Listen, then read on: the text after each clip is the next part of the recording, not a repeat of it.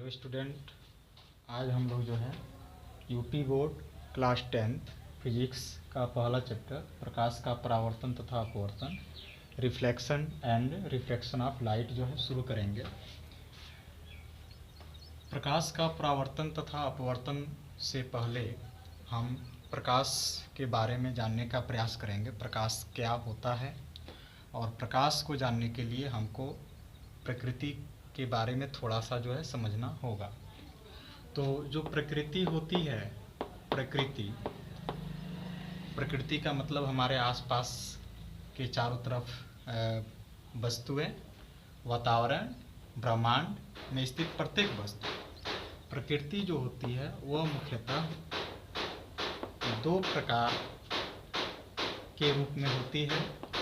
First विकिरण और second जिसे हम बोलते हैं द्रव्य। विकिरण को हम लोग बोलते हैं रेडिएशन, और इसको हम लोग बोलते हैं मैटर। ठीक है। विकिरण के पास अपना कोई मास नहीं होता है, कोई द्रव्यमान नहीं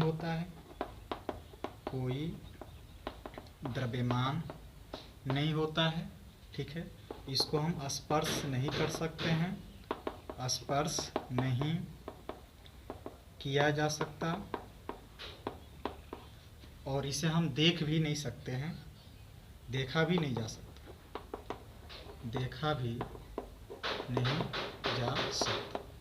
ठीक है। मतलब विकिरण एक ऐसी एनर्जी है जिसके पास द्रव्यमान न तो द्रव्यमान होता है, न ही इसे स्पर्श कर सकते हैं और न ही इसे हम देख सकते हैं।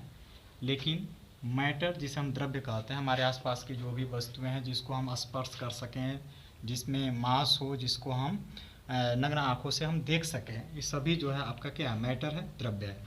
तो इनसे जो है ये दो विकिरण और द्रव्य से जो है हमारी प्रकृति, जिसे हम लोग बोलते हैं नेचर, ये बना हुआ है। ठीक है। जिसमें हम इस प्रॉपर्टी को, इसको जो है हम लोग अध्ययन करेंगे कि ये विकिरण क्या है। ठीक है। सूर्य से आने वाली जो एनर्जी है, जो हमारे अर्थ पे जो भी वस्तुएं हैं उस पर जो है इंसिडेंट हो रही है, आपतित हो रही है, उसको हम लोग नाम देते हैं रेडिएशन एनर्जी। ठीक है। रेडिएशन एनर्जी जब यह एनर्जी किसी ऑब्जेक्ट पर पड़ती है तो उस ऑब्जेक्ट से टकरा करके हमारे नेत्र में प्रवेश करती है और उसके फलस्वरूप जो है हमें वस्तुएं दिखाई देने लगती है। जैसे अंधेरे कमरे में अगर कोई वस्तु रखी हुई हो और वहाँ पर जो है लाइट का कोई सोर्स नहीं है, तो कमरे में रखी हुई वस्तु जो है हमें तब तक दिखाई नहीं देगी जब तक कि उस पर कोई रेडिएशन एनर्जी न आए। तो जैसे ही हम कैंडल जलाते हैं, टॉर्च जलाते हैं, या अचानक बिजली आ जाता है, तो इस कंडीशन में जो है वहाँ से रेडिएशन एनर्जी निकलना शुरू होता है, और वह रेडिएशन एनर्जी जब किसी ऑब्जेक्ट पर गिरता है तो वहाँ से टकराकर चारों दिशाओं में फैल जाता है और उसमें से कुछ हमारे नेत्र में प्रवेश करता है, जिसके फलस्वरूप हमें ऑब्जेक्ट दिखाई देता है। तो हम इसको जो है डिफाइन कर सकते हैं। इसमें फर्स्ट हेडिंग होगा आपका प्रकाश, लाइट क्या है। तो इसका डिफिनेशन हम जान गए कि लाइट क्या होता है। प्रकाश वह विकिरण ऊर्जा होता है जो सभी वस्तुओं को देखने में सहायता प्रदान करता है। ठीक है। प्रकाश वह विकिरण ऊर्जा होता है जो सभी वस्तुओं को देखने में सहायता प्रदान करता है। प्रकाश स्वयं दिखता नहीं है, यह वस्तुओं को देखने में सिर्फ सहायता करता है। ठीक है।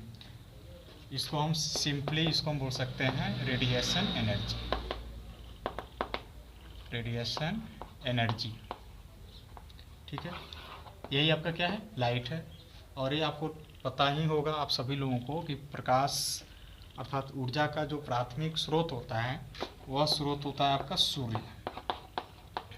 सन। सूर्य को हम ऊर्जा का प्राथमिक स्रोत कहते हैं। वहाँ से जो भी एनर्जी हमारे अर्थ पे आ रही है वह एनर्जी पहले वैक्यूम, जिसे हम निर्वात बोलते हैं, निर्वात से होकर आती है, और उसके बाद उसे अनेक वायुमंडल की भिन्न भिन्न परतों से होकर उसे गुजरना होता है, और उसके बाद लास्ट में एनर्जी हमारे अर्थ पे पहुंचती है। तो प्रकाश का डिफिनेशन जो है हम लोग नोट करें।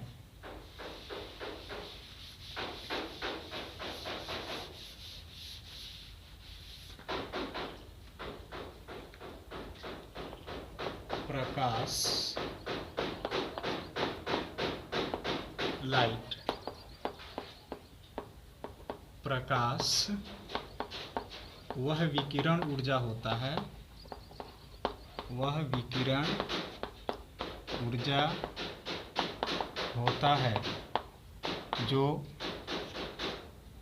वस्तुओं को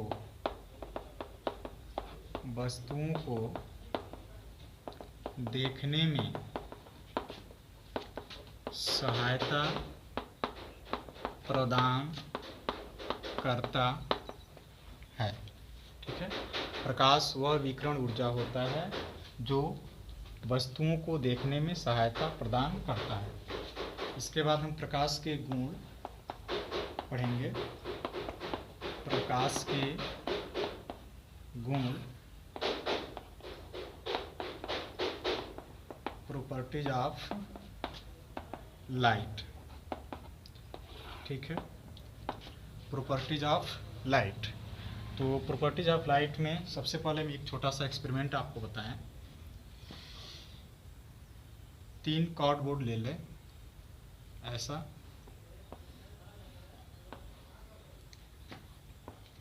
इस तरीके से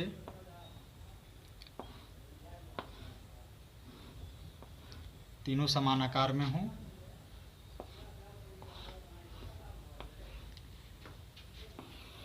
इसको हमने यहाँ पे फिट कर दिया ऐसा रख करके, और यहाँ हमने इसके बीच में होल कर दिया, होल क्रिएट कर दिया, यहाँ पर भी होल क्रिएट कर दिया। और यहाँ पर जो है प्रकाश का स्रोत, प्रकाश के 2 स्रोत होते हैं, एक नेचुरल होता है, natural source of light. Natural source of light का मतलब जिसमें फर्स्ट आपका आ जाएगा सूर्य, तारे इत्यादि। ठीक है, ये जो है प्रकाश के प्राकृतिक स्रोत माने जाते हैं। और मानव निर्मित प्रकाश स्रोत, मानव निर्मित प्रकाश स्रोत का मतलब जैसे बल्ब हो गया, टार्च हो गया, टार्च, मोमबत्ती इत्यादि। ठीक है, तो ये आपका ऊर्जा का, प्रकाश ऊर्जा का या प्रकाश का जो है प्राथमिक, जिसे हम प्राकृतिक स्रोत बोलेंगे, और ये जो है आपके कृत्रिम स्रोत, artificial source of light, bulb, torch, मोमबत्ती इत्यादि, ये होंगे आपके। तो यहाँ पर जैसे ही हमने एक टार्च जलाया, चूँकि हम टार्च को जलाएंगे तो वहाँ से बहुत सी प्रकाश की किरणें निकलेंगी, बहुत सी रेडिएशन एनर्जी निकलेगा। जो रेडिएशन एनर्जी इस पे आपतित होगा, इस बोर्ड पे आपतित होगा, उसको इस होल में से होकर गुजरना होगा। तो यहाँ से इस होल से एनर्जी गुजरती है, फिर इससे, और ये हम देखते हैं जो अंतिम वाला जो बोर्ड हमने लगाया, इस पर बिल्कुल इसी के सीध में यहाँ पर हमको एक ब्राइटनेस, चमकीला बिंदु प्राप्त होता है।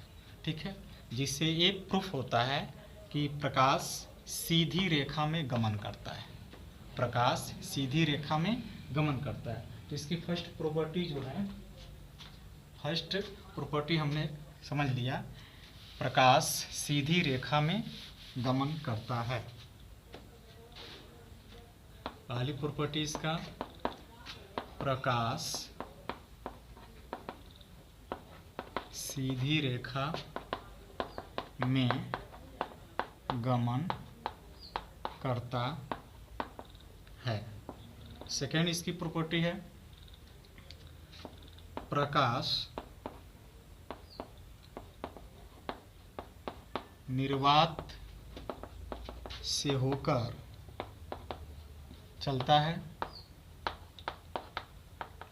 है, निर्वात में प्रकाश की चाल, निर्वात में प्रकाश की चाल 3.0 × 10⁸ मीटर पर सेकेंड होता है। ठीक है, ये जो लाइट है, इसको जब आप क्लास 12th में जाकर जो अध्ययन करोगे तो वहाँ पे मैक्सवेल के अकॉर्डिंग जो है लाइट एनर्जी, रेडिएशन एनर्जी जो है 2 कंपोनेंट से, एक इलेक्ट्रिक कंपोनेंट और दूसरा जो है मैग्नेटिक कंपोनेंट, 2 कंपोनेंट विद्युत और चुंबक दोनों के प्रभाव से जो है ये बनता है आपका। तो इसमें जो है हम ये बता सकते हैं, ये हम लोग जान सकते हैं कि प्रकाश जो एनर्जी होती है, प्रकाशीय जो ऊर्जा होता है अर्थात रेडिएशन एनर्जी, उसमें जो है इलेक्ट्रिक और मैग्नेटिक दोनों कंपोनेंट पाए जाते हैं। इलेक्ट्रिक और मैग्नेटिक कंपोनेंट का मतलब एक आपका वैद्युत क्षेत्र और एक चुंबकीय क्षेत्र दोनों होते हैं जो एक दूसरे के परपेंडिकुलर होते हैं, और लाइट इन दोनों के लंबवत दिशा में संचरण करती है। ठीक, तो इसको हम लिखेंगे प्रकाश क्या है, एक विकिरण या विद्युत चुंबकीय तरंग होता है। प्रकाश एक विद्युत चुंबकीय तरंग होता है जिसके संचरण के लिए किसी माध्यम की आवश्यकता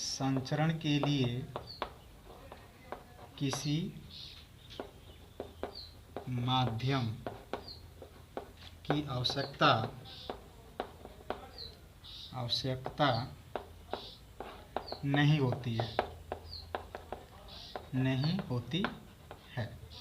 ठीक है, प्रकाश एक विद्युत चुंबकीय तरंग होता है जिसके संचरण के लिए किसी माध्यम की आवश्यकता नहीं होती है। और नेक्स्ट,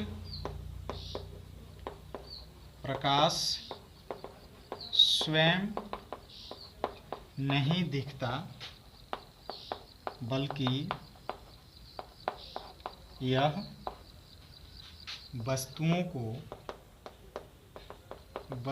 को देखने में सहायता करता है। ठीक है, और भी प्रॉपर्टी है, इसको आप नोट पे लिखते जाओगे।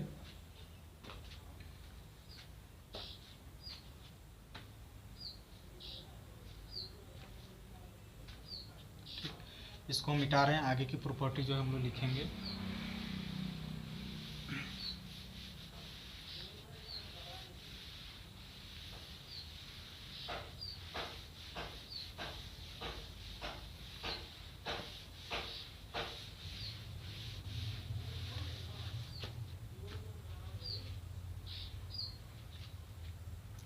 अब देखिए, प्रकाश की नेक्स्ट प्रॉपर्टी है, प्रकाश दोहरी प्रकृति का होता है।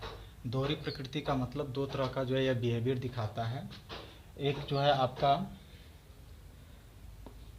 तरंग के रूप में और दूसरा जो है कण के रूप में। तरंग और कण जिसे ड्यूल नेचर हम बोलते हैं, दो तरह की जो है यह प्रकृति शो करता है। इसको आप क्लास 12th में पढ़ोगे। नेक्स्ट प्रॉपर्टी होगा इसका पांचवा, प्रकाश दोहरी प्रकृति का मतलब तरंग एवं कण दोहरी प्रकृति की भांति व्यवहार करता है। ठीक है, दोहरी प्रकृति तरंग एवं कण की भांति व्यवहार करता है। नेक्स्ट देखिए, जब प्रकाश किसी सरफेस पर, किसी वस्तु के पृष्ठ पर गिरता है तो क्या होता है। देखिए, जैसे यह किसी ऑब्जेक्ट का हमने पृष्ठ लिया और इस पर कुछ एनर्जी इस पे आ रही है, रेडिएशन एनर्जी। इसमें होता क्या है कि यह सरफेस जो है कुछ एनर्जी को एब्जॉर्ब कर लेता है, अपने अंदर अवशोषित कर लेता है। कुछ जो एनर्जी होती है उसको यहाँ से ट्रांसमिट कर देता है, पारगमित कर देता है, और कुछ जो ऐसी एनर्जी होती है जिसको यहाँ से रिफ्लेक्ट कर देता है, यहाँ से इसको वापस भेज देता है, इसी माध्यम में वापस भेज देता है। तो कुछ तो इसके द्वारा अवशोषित हो गया और कुछ जो है यहाँ से पारगमित हो जाता है। तो इसको हम बोलते हैं आपतित किरण। ठीक है, और इसको हम बोलेंगे परावर्तित किरण। और यहाँ से ये जो सेकेंड जो पारगमित हो रहा है, निकल रहा है, तो इसको हम निर्गत बोल देते हैं। निर्गत, ठीक है, निर्गत। तो इस तरह से किसी पृष्ठ पर जब एनर्जी इंसिडेंट होगी, आपतित होगी, तो उसका कुछ भाग उस पृष्ठ के द्वारा अवशोषित कर लिया जाएगा, कुछ जो है उससे बाहर निकल जाएगा और कुछ जो है यहाँ से टकरा करके इसी माध्यम में वापस लौट जाएगा। तो ये इतनी जो है घटनाएं होती हैं। तो यहाँ से जो टकरा कर वापस लौटने वाली जो प्रोसेस होती है उसको हम बोलते हैं प्रकाश का परावर्तन, ठीक है। अर्थात रेडिएशन एनर्जी का किसी भी ऑब्जेक्ट के सरफेस से टकरा करके उसी माध्यम में वापस लौटना या लौटने की जो घटना होती है उसको हम लोग बोलते हैं प्रकाश का परावर्तन, ठीक है। और जो यह सेकेंड माध्यम में जो दूसरा आपका जो निकल रहा है, यहाँ से लाइट निकल रही है, रेडिएशन एनर्जी, इसको हम बोल देते हैं रिफ्रैक्शन का नाम बोल देते हैं। अगर ये मीडियम अलग अलग हो, जैसे मान लीजिए कि यहाँ हवा है, यहाँ पानी है, या यहाँ पे हवा है और यहाँ पे कांच है, तो ये रे ऑफ लाइट जो जा रही है यहाँ पे रेडिएशन एनर्जी जो पाथ का अनुसरण कराया गया है वो जो है यहाँ से अपने ओरिजिनल रास्ते से थोड़ा सा विचलित हो जाती है, जिसको हम प्रकाश का अपवर्तन बोलते हैं। तो इसको हम नोट कर लेते हैं। प्रकाश का परावर्तन होता है, प्रकाश का परावर्तन होता है। और नेक्स्ट, प्रकाश का अपवर्तन होता है, अपवर्तन होता है, ठीक। अगर प्रकाश के मार्ग में कोई बहुत छोटी सी वस्तु हम रख दें, जैसे मान लीजिए यहाँ पे रेडिएशन एनर्जी ऐसे जा रही है और इसी के रास्ते में हमने एक ऐसी छोटी वस्तु रखा यहाँ से जो इसके मार्ग को डिस्टर्ब करे, जैसे यहाँ पे पारदर्शक न रह करके यहाँ पर कोई भी हमने कुचालक पदार्थ रख दिया, तो यह लाइट इसके तीक्ष्ण किनारों से मुड़ जाती है और मुड़कर दूसरी दिशा में चली जाती है, ठीक है। इसको आप ऐसे बना सकते हो इस तरह से। तो हमने देखा कि यहाँ से टकराने से पूर्व यह बिल्कुल स्ट्रेट चल रही थी, इसके मार्ग में, प्रकाश के मार्ग में जब कोई अवरोधक आया जो बहुत छोटे आकार का हो, तो यहाँ से प्रकाश इसके तीक्ष्ण नुकीले सिरे से यह टकराकर बेंड हो जाता है, मुड़ जाता है। यहाँ मुड़ने वाली जो प्रोसेस है इसका नाम हम दे देते हैं विवर्तन, डिफ्रैक्शन, इसको हम लोग बोलते हैं डिफ्रैक्शन, ठीक है। प्रकाश का मुड़ना डिफ्रैक्शन कहलाता है। तो नेक्स्ट प्रॉपर्टी हम लोग अध्ययन करेंगे प्रकाश का विवर्तन होता है, प्रकाश का विवर्तन होता है, ठीक है। और लास्ट इसकी जो वेव लेंथ है, प्रकाश की तरंगदैर्घ्य, प्रकाश की तरंगदैर्घ्य वह लगभग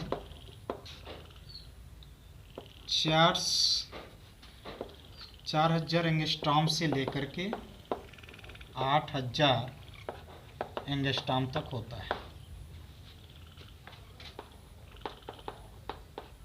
ठीक है। तो इतनी प्रकाश की प्रॉपर्टी है। ये सभी प्रॉपर्टी जो है हम लोग आगे क्लास में जो है एक एक चैप्टर में हमको जो है ये पढ़ने को मिलेगा, ठीक है। इतनी प्रॉपर्टी जो है आपको नोट करनी है,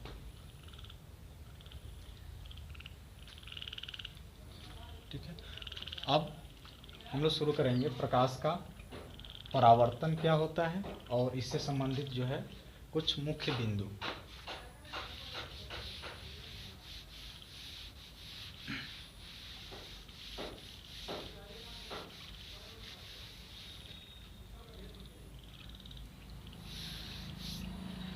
प्रकाश का परावर्तन, प्रकाश का परावर्तन reflection of light, reflection of light, प्रकाश का परावर्तन। देखिए, जब प्रकाश किसी वस्तु पर आपतित होता है या किसी वस्तु के पृष्ठ पर गिरता है, तो उस प्रकाश का अधिकांश भाग या संपूर्ण भाग भी हम बोल सकते हैं, उस प्रकाश का संपूर्ण भाग उसी माध्यम में वापस लौट जाता है। इस घटना को प्रकाश का परावर्तन कहते हैं। जब प्रकाश किसी वस्तु की सतह पर आपतित होता है तो वह उससे टकराकर उसी माध्यम में वापस लौट जाता है। प्रकाश का किसी तल का मतलब वस्तु का जो पृष्ठ होगा, प्रकाश का किसी तल से टकराकर उसी माध्यम में वापस लौटने की घटना को प्रकाश का परावर्तन कहते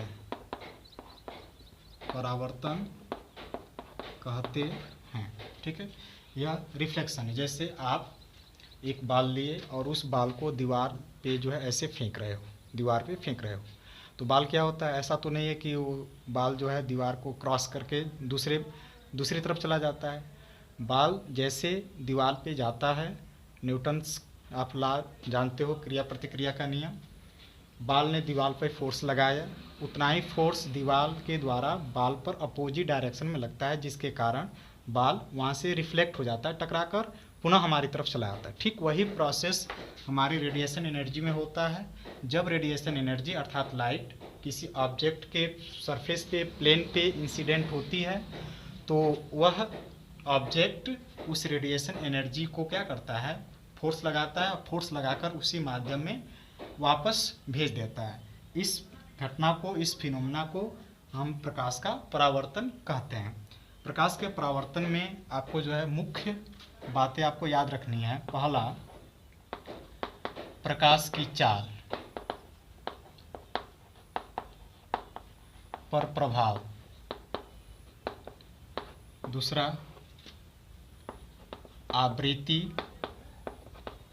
पर प्रभाव। और तीसरा, तरंगदैर्ध्य पर प्रभाव। ठीक है, ये तीन जो है मुख्य बातें हैं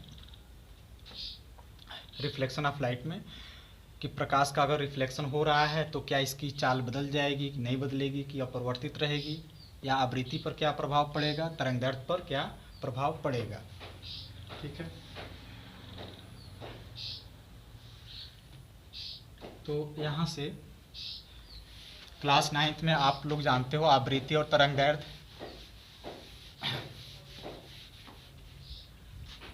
हम बता देते हैं, कोई भी पार्टिकल्स, कोई भी वेव 1 सेकेंड में जितनी कंपन करेगी, जितनी भी बार वाइब्रेट होगी, उसको हम बोलेंगे फ्रीक्वेंसी, आवृत्ति। और इस तरह से श्रृंग और गर्त, एक श्रृंग से एक गर्त या दो श्रृंगों और दो गर्तों का बीच का जो डिस्टेंस होगा उसको हम बोलेंगे तरंगदैर्ध्य। इस तरीके से इसको हमने श्रृंग बोला, यहाँ से यहाँ तक का डिस्टेंस तरंगदैर्ध्य होता है, जिसको हम लैम्डा से डिनोट करते हैं, तरंगदैर्ध्य। और इसको हम गर्त बोलते हैं।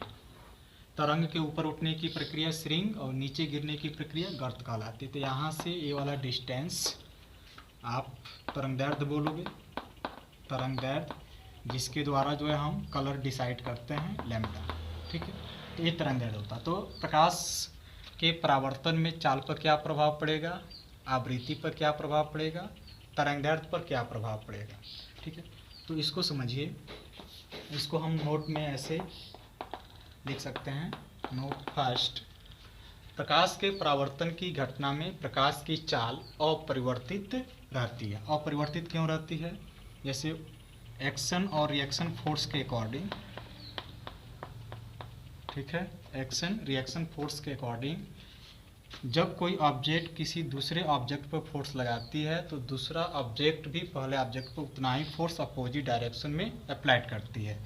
तो यहाँ से हम ये बता सकते हैं कि जिस स्पीड से कोई गेंद इस दीवार पे आ रही है, ये भी इतना ही फोर्स लगाएगा अपोजिट डायरेक्शन में, जिसके कारण जो है ये यहाँ से ऐसे जो है रिफ्लेक्ट हो जाएगी, लौट जाएगी।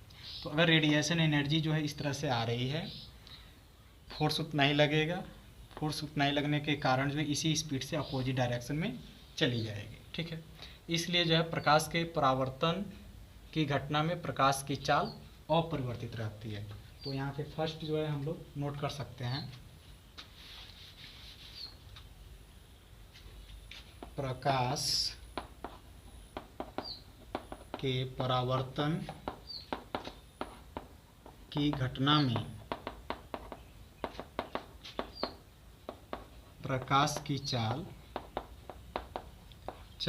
अपरिवर्तित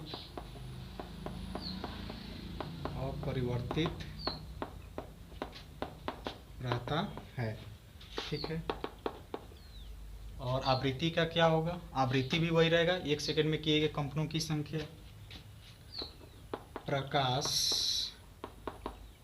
के परावर्तन की घटना में आवृत्ति अपरिवर्तित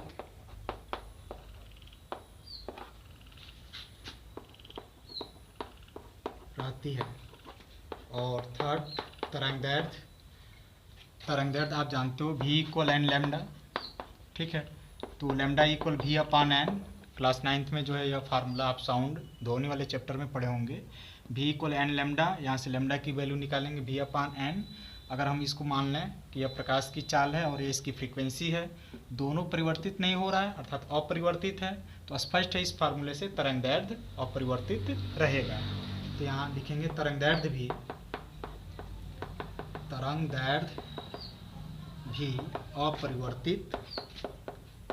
अपरिवर्तित रहता है, ठीक है। तो ये सभी जो है फिनोमेना होती हैं जिनमें जो है हम प्रकाश के परावर्तन में जानते हैं, जो प्रकाश की चाल नहीं बदलेगी, आवृत्ति नहीं बदलेगी और तरंगदैर्ध्य नहीं बदलेगी।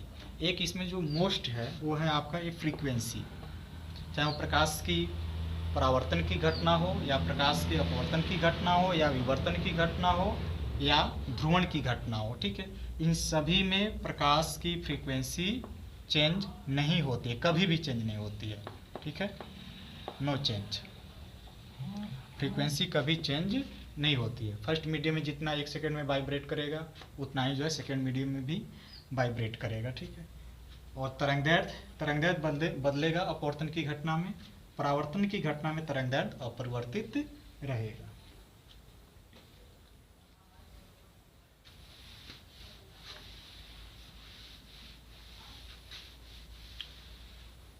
आप इस वीडियो को पॉज करके जो है नोट कर सकते हो।